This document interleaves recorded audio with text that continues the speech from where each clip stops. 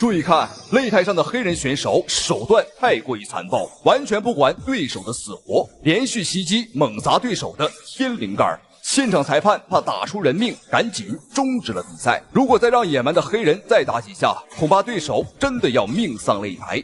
就在这一场比赛结束之后，他先跑来中国，向56战不败的死神方便发起了挑战。打中国的死神方便，你有几成把握？哎，那个垃圾玩意儿，我3拳就能打死他。他的连胜完全就是中国人花钱包装出来的。他在我的眼里连一个3流选手都算不上。我会亲手打飞他，让全世界看一看中国人是多么的可笑。有请死神方便。好，这场比赛死神方便听说对手要挑战他，也是二话不说霸气迎战。那死神方便当前是56连胜啊，杜姆贝也知道也清楚，他的目的很明确，就是要终结方便的连胜啊，然后呢称霸我们中国擂台。但是我想说呀，他是痴人说梦。好，双方的比赛开始，注意看红色短裤，中方选手死神方便，而这个金毛啊黑皮肤的家伙正是法国选手杜姆贝。对方手段相当的残暴啊，会泰拳，会自由搏击，而且还会综合格斗。他的膝法很厉害啊，方面要小心了。他的职业战绩有着161场的作战经验。赛前你也看到了啊，他是将对手的天灵盖打得稀碎，很残忍，很恐怖。方面是如何摆平这样的关系？对方是做了一个狙击，帮助下呢，整个的这个训练的节奏也慢慢的有了起色。对，除了散打化的自由搏击之外，他在 MMA 这一块在绝拳都布局了。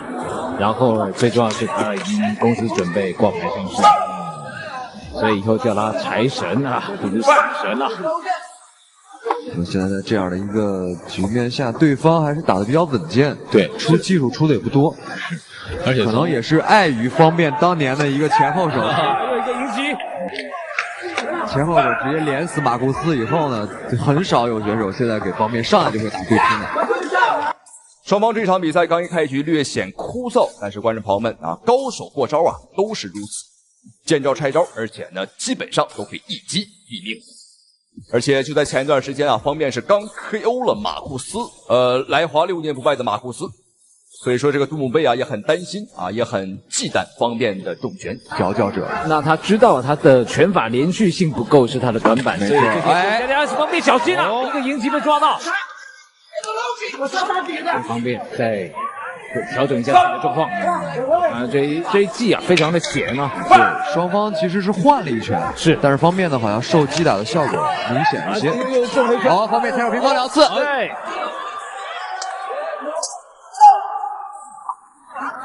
这最后的1分钟，我们来看曼宁的重放，就是这个后手太重的一拳了，正中下巴，2拳，换了一拳啊。对，基本上是对方把整个的体重都压上去了。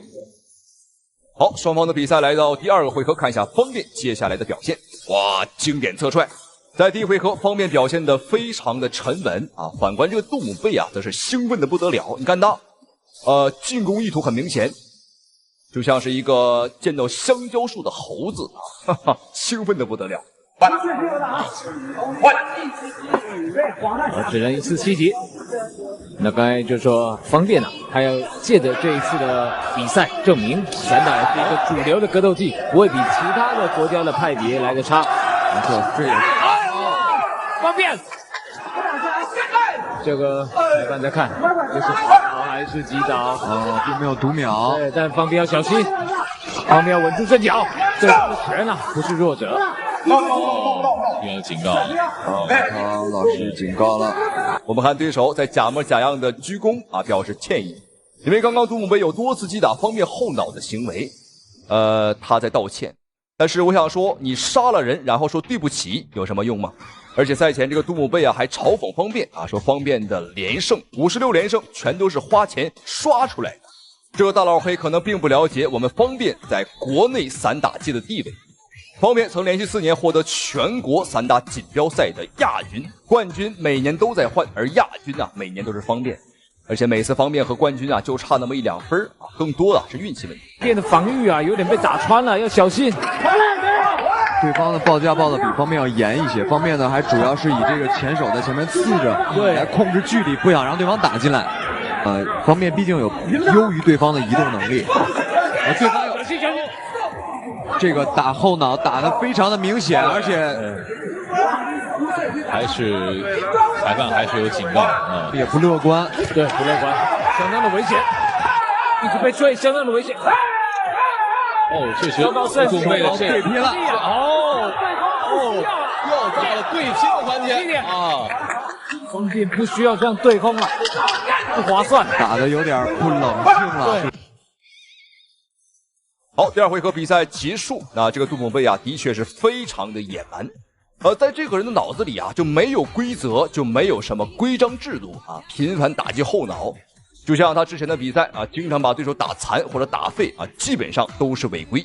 而方面今天我们看也有一些稍微打上头了，就是这个时候，哇，原地和对方拼拳。但当然，方面的下巴也经受住了对手的考验。好，接下来准备看一下双方最后一个回合的精彩表现。大家伙注意看啊，红方选手死神方面，蓝方选手来自于法国的杜姆贝。他过了头。那在上一回合当中，应该说稍稍的有一点劣势，一定要小心，对方在找机会了。最后这个很重要了。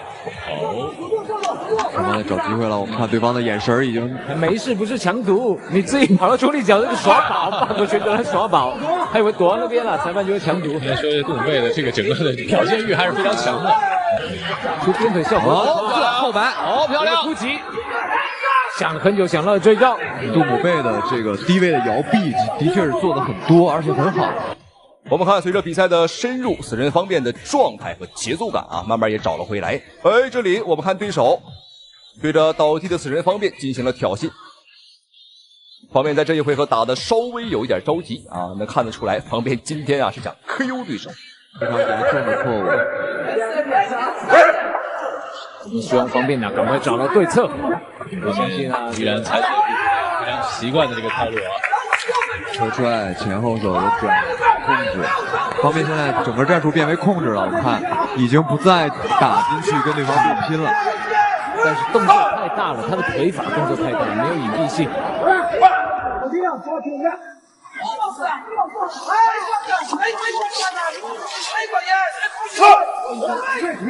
慢慢的推移，我们看看双方是不是有什么样的战术的变化。这场比赛，观众朋友们，我可以很负责任的告诉你啊，虽然说杜姆贝看起来打得像一头野牛一样，非常的猛，但是他呢就是横冲直撞啊，没有什么太有效的进攻，只是看起来猛，但是分数啊绝对是不高的，有一些影响和变化。而且刚才说了，杜姆贝他这个整个看一下，我们来看看结果。下面宣布比赛结果：平局，加赛一局。这样出现了。好，这场比赛没有想到结果竟然是平局啊，加赛一场。但是我感觉方面的状态越来越好，所以说加赛一局对于方面来讲，我觉得有机会可以 KO 这个杜姆贝了。而且死神方面可是56场不败啊，所以说方面也不可能轻易的让这个杜姆贝得逞啊，终结自己的连胜。看起来目前哇，一个低位的摇臂直接钻进来了，但是方便被撞到头啊。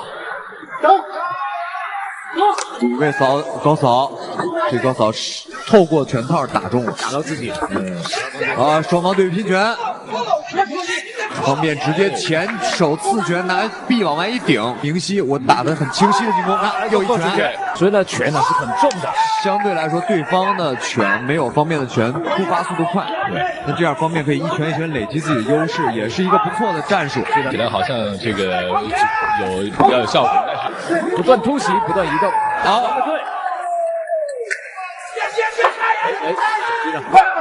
小儿过来的，对方上高，方面用了一个这个我们传统武术里边的这个小扣腿啊，对，后面一点啊。这场加时赛，我觉得方便的优势，观众朋友们已经非常明显了。我们打得更主动，而且打得更精准。好，最后的时间，最后3秒。好，比赛结束。一场4回合的大战，对于方面来讲啊，他的这个年纪34岁太难了。但好在方面的体能够强，他的体魄够硬，最终是坚持了下来。好，看一下这一次打分结果，方面会不会获得胜利？Split decision, your winner in the red corner, 方便。比赛结果，红方胜。连续的重拳，20多次的重拳，手拿起来已经没有机会了。注意看，荷兰不败天王向中国拳坛发起挑战，一夜之间竟击败了3名中国选手，震惊了中国拳迷。后来又在中国长达6年时间击败了18名中国选手，未尝一败。从此，中国拳坛在他的阴影笼罩之下永无宁日，中国搏击选手的噩梦也就此开始。此人就是荷兰不败天王阿尔伯特·克劳斯。巅峰时期的克劳斯不只是在中国难寻敌手，放眼整个世界也是无敌的存在。日本拳王磨砂豆、泰国拳王波球都曾是他的手下败将。克劳斯曾公开表示，只要他还没死，中国人就永远无法击败他。而有这么一位中国选手，他偏偏不信邪，他便是酷刑者顾辉。他以挑战强者而闻名。他曾死拼过泰拳王子波球，激战过泰国天王姜空猜。他四处征战，闯下赫赫声名，生命不息，战斗不止。眉骨开裂，医生建议紧急缝合，但顾辉听说缝合后便不能继续参加比赛，便撕去纱布，重返擂台，亲吻国旗，继续战斗。只要我没有死，我会站在这个擂台上。好，双方的比赛将开始，看一下以挑战强者而闻名的酷刑者顾辉，今天能否翻越这座大山？这个在我们中国屹立了6年不倒的大山阿尔伯特·克劳斯。好，注意看，白色拳道红方选手便是酷刑者顾辉。顾辉今年29岁啊，对方的话是34岁，双方都是当打之年啊，都是哎呦飞踹，面对克劳斯敢用飞踹，也恐怕只有顾辉了。克劳斯来中国18连胜啊，一场没有输过。要小心，这克劳斯最拿手的便是阵地战啊，把一个人呢比到笼边，然后疯狂的输出，这是他最拿手的。所以说顾辉呢，千万要动起来啊，要灵动灵活起来。克劳斯连续的重拳，也就是说，顾辉的泰拳的功底能否不断的去破坏克劳斯往前前进的这个拳法所依仗的支撑腿的平衡，也是至关重要的。是不断的观察克劳斯的下半身。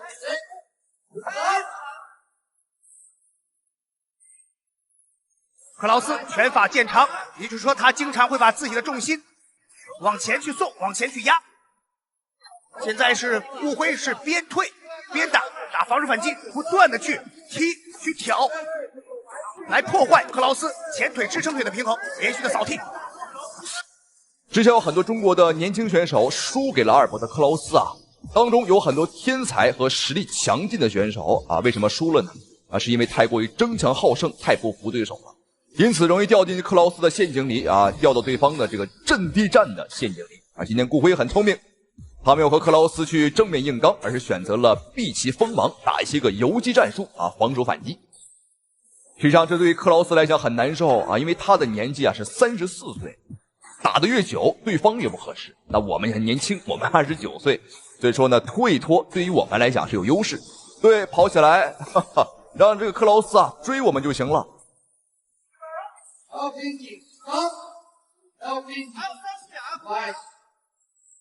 克劳斯能够实现左右架的互换。克劳斯还是不断的向前逼近，逼近的时候呢，不断的是以轻拳来干扰和试探对手。然后这个迎击拳来自于顾辉。漂亮的后手重拳，直接后手。非常密集的拳法的反击来自于克劳斯，让比赛顾辉想必是要一锤定音。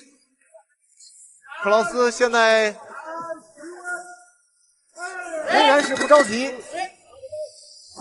好，第一回合比赛结束，那顾辉用自己的完美战术把第一回合呢顺利的度过了过去。之前很多选手、很多对手面对克劳斯的时候，一回合都挺不过去。那顾辉已经迈出了这一步，那最起码第一回合啊，我们已经挺过去了。那当然也不是挺过去，因为顾辉的实力很强，他打过拳王波球，也打过江中赛，所以说啊，顾辉的实战经验和大赛经验也是很丰富的。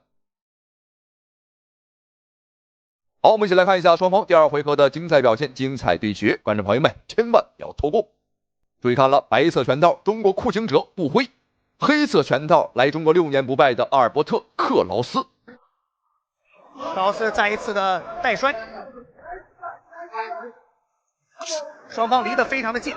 克劳斯非常重的这种击斧的勾拳，这个勾拳呀，克劳斯也是 KO 了很多的对手。而克劳斯再次的把顾辉挤到了绳边。因为刚才有几次顾辉的后手拳，就是他的左手的重拳能够打到克劳斯，是因为克劳斯如果说是右架右手在前的话，自己的头部的右侧是一个比较明显的空当。是的，快速的启动的速度。第二回合，顾辉的战术不变，依旧是灵活的走位和擂台的缠绕，让这个克劳斯追着我们打。现在我们看着急的是对方啊，哈哈。哎呦，这个就是像一块大肥肉啊，看得见吃不着，干着急啊！实际上，今天顾辉采取游走战术啊，一方面呢是消耗对方的体能，而另一方面啊，的确不能硬碰硬。那我们看双方的体型对比，哇，这完全不是一个级别。顾辉挑战对手是跨了3个量级啊，观众朋友们，好漂亮，飞踢！这克劳斯哪见过这招啊？这个克劳斯他拳法很厉害啊，全方位的立体打击是他的成名绝技。但是腿法的话，他很弱。克劳斯连续的拳法的追击，克劳斯继续的再次的顶到了绳边。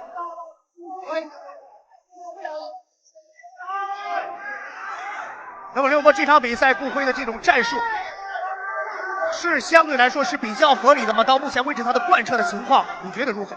顾辉的这个打法是非常克制克劳斯，他是不断的移动，然后用扫踢来干扰克劳斯。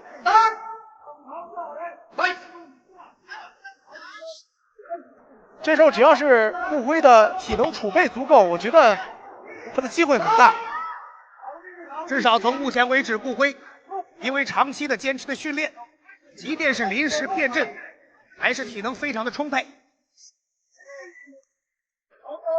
克劳斯都是单拳的直接的后手拳。克劳斯把顾辉刚才是逼到了绳脚，但是顾辉非常迅速的撤出。是的。好，适中的时间，不停的移动，连续的袭击来自于克劳斯。好，第二回合比赛结束啊，这个克劳斯已经被顾辉溜的累的不行了，哈哈，依旧很累啊，被这个满场溜着跑，那当然很累了。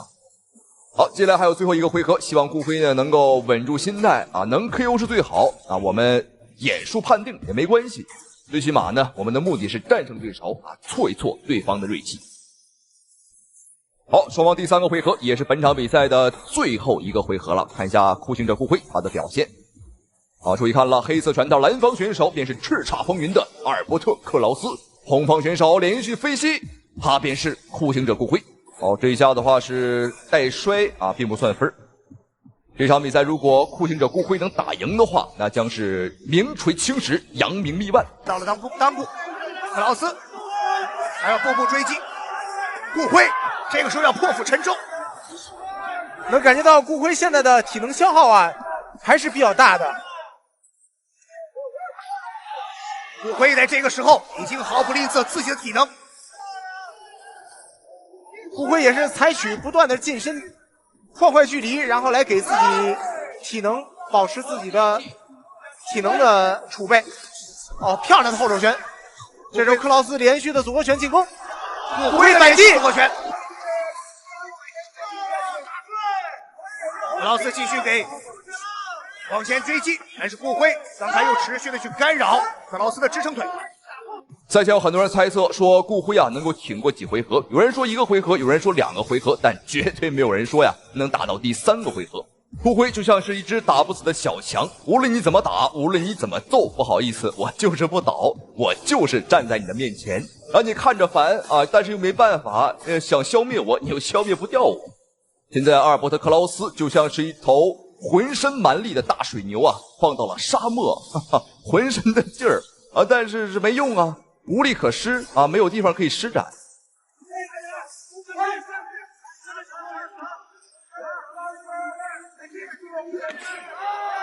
又是一个直接的后手，顾辉的直接后手拳非常的重，也非常的突然，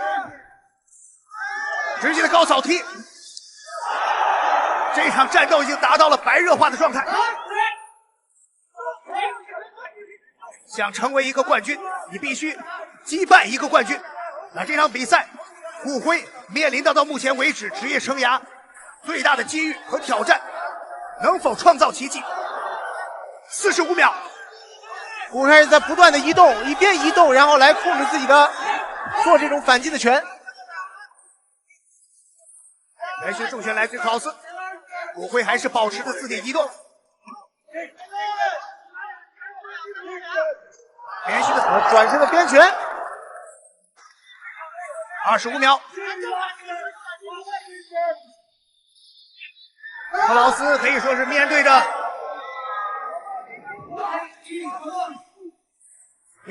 顾辉的移动，是在奋力的去围追堵截。重拳击出来自克劳斯，顾辉予以反击，不到10秒钟的时间，全场都已经沸腾了。好，比赛终于结束。这场比赛顾辉3个回合6了2，不特克劳斯3个回合但是3个回合点数判定的话还真不太好判因为两个人打的是有点缠缠绵绵打的有点这个如胶似漆了可能比分比较接近。我们看一下最终的判罚。第30比赛结果，双方战平，加赛娱人。This bout is a draw, and you got fight an extra round. 好，双方战平，加赛一局。反正朋友们，这个结果说句实话，我也没有想到。那既然如此，那就打吧。那我觉得对于克劳斯来讲，这是一个坏消息，因为对方的体能毕竟是有限的，而顾辉更年轻。好漂亮！我们看这一回合，顾辉不再跑了，正面打。顾辉很清楚，这个克劳斯体能没有那么多了拳法威力也肯定不如以前。所以说呢，拼一拼，争取一些分数，因为这一回合非常的关键，决胜局了，这是。这个回合范围来的大，这个时候要非常的小心，因为克劳斯可以说拳法大师，一旦给他一个固定的点，他会发起多次的进攻。是的。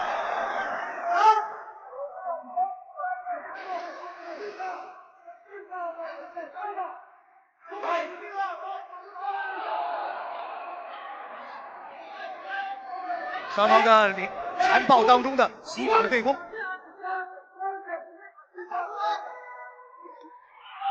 主拳打到，来自于克劳斯。双方拳法的对拼，我们看到两个人拳法的互重，非常沉重的击打的声音。这回合顾辉要面临非常大的问题一方面是体能上的问题，因为打了4个回合不知道顾辉现在体能如何，而另一方面是克劳斯的重拳，我们看还是很凶。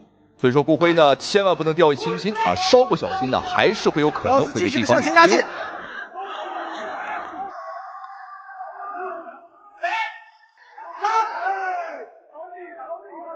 这个时候顾辉的体能消耗是非常的巨大，你看1分15秒的时间。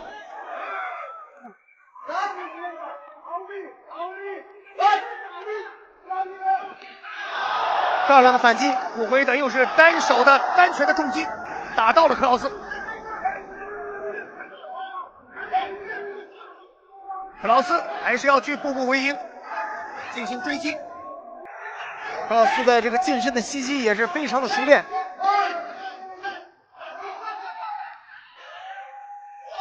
跳膝。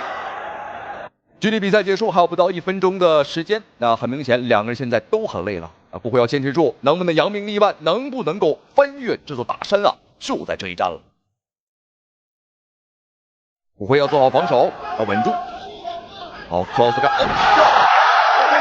这一下也是大大的鼓舞顾辉最后的20秒。顾辉能否顶住压力？克劳斯现在也是没有什么体能了。10秒。现在克劳斯已经是打出了自己擅长惯用的轻重结合的组合拳。克劳斯继续的做拳法的连击。双方最后的对拼，比赛结束，比赛结束了。这一局双方的战果如何呢？好，双方比赛终于结束，血战了4个回合。双方的比分还是不好说，但是我个人偏向顾辉啊更多一点啊，因为顾辉的打法更加灵活。而且克劳斯，哎呦，我们看克劳斯的眼角开始流血了。这样一来，对方流血，我们没有流血啊，这就说明了我们打的比对方要好。但当然了，这都是我们空说的，还是要看裁判最终的判罚。红方胜 Red Corner。注意看，这个白衣男子竟然想当众欺辱中国选手，还当众给了中国选手一嘴巴子。在第二天的发布会现场，更是当众脱衣服露出纹身，一脸嚣张的冲上来挑衅中国小伙，而且还满嘴喷粪，要把中国选手活活打死。这个嚣张至极的家伙就是韩国黑帮大哥金在勋。此人绝对是称得上最张狂的棒子选手，在发布会现场吩咐小弟在中国领导头上倒上酱油，完全不把中国人放在眼中。在接受采访时，更是对着媒体镜头嘤狂吠。你认为中国选手的实力怎么样？什么一拳打死一个中国人，在我的面前就好像营养不良的猴子，我甚至怀疑他们连泡菜都不吃。然而一向嚣张跋扈的他，这一次终于是踢到了钢板，遇到了不该惹的人。好的，亲爱的观众朋友们，您现在收看的是一场非常精彩的中韩对局。我们的中国选手来自内蒙古的功夫熊猫奥日格勒大战金在勋。我们的奥日格勒这个时候非常年轻啊，年仅22岁，从小天苍苍野茫茫，风吹草低见牛羊，生活在山清水秀大草原里，吃着牛羊肉，喝着马奶酒长大的家伙，身形可以说是非常的壮硕。这个跟金在勋那种堆肥的样子是完全不同的啊。我们的奥日格勒这个身形可以说每一块脂肪，每一个食肉都不是白长的。那么我相信面对这个金在勋一定是能降服他啊。您现在看到这个摇头尾巴晃的家伙呢，就是韩国黑帮大哥金在勋啊。据说在韩国呼风唤雨，只手遮天。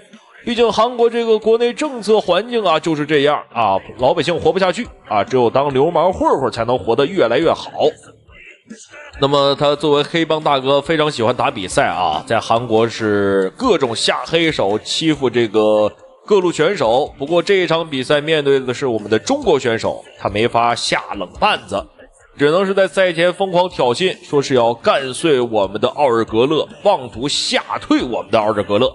但是很明显啊，我们的奥日格勒根本不在乎，所以说金在勋只能硬着头皮来参加这一场比赛。可以看得出来，这个人外强中干啊，一脸不屑的样子，感觉能打赢我们的功夫熊猫。但是我相信这场比赛，还手指，我相信这一场比赛他一定会被我们的奥日格勒给打成肉饼。那么这一场比赛究竟结果如何？亲爱的观众朋友们，第一回合比赛马上开始。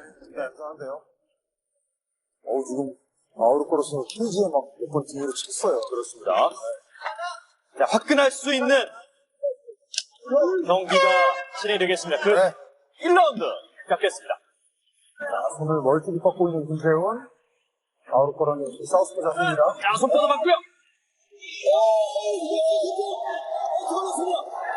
큰 위기! 김태훈! 아우르코!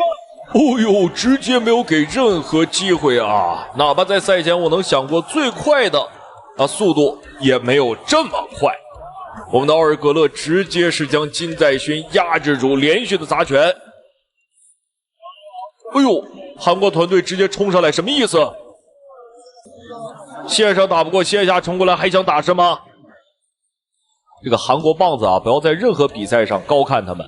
能揍就揍，能打就打，打老实了韩国人就老实了。 계속 안 들은 척 공격을 커버한다 나오는 겁니다. 드디어 들어 있습니다. 이거는 제가 부추려고 하다가 큰 푸시를 허용을 했습니다.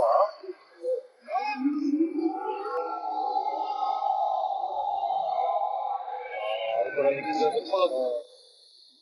자. 원하는가 또 맞았거든요. 예.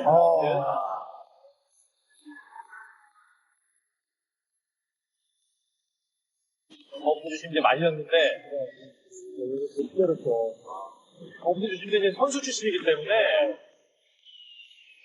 주먹을 자 먼저 공격을 뻗어봤었던 김재웅인데 그 타이밍이 딱 那么刚才这一场比赛结束，您可以看到第二场比赛，哦呦，我都不用解说了，还是金在勋二番战对阵我们的奥日格勒。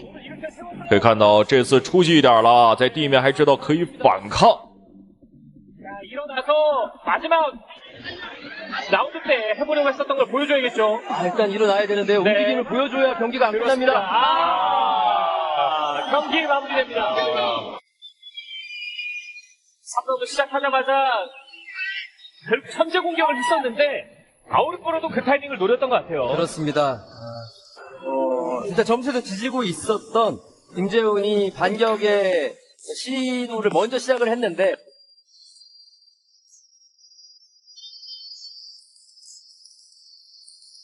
초반 왼쪽 니킥이 좀 데미지가 들어갔던 것 같아요. 니킥 이후에 헤드킥을 맞고 이제 쓰러졌는데 분명히 좀 준비한 게 있었거든요.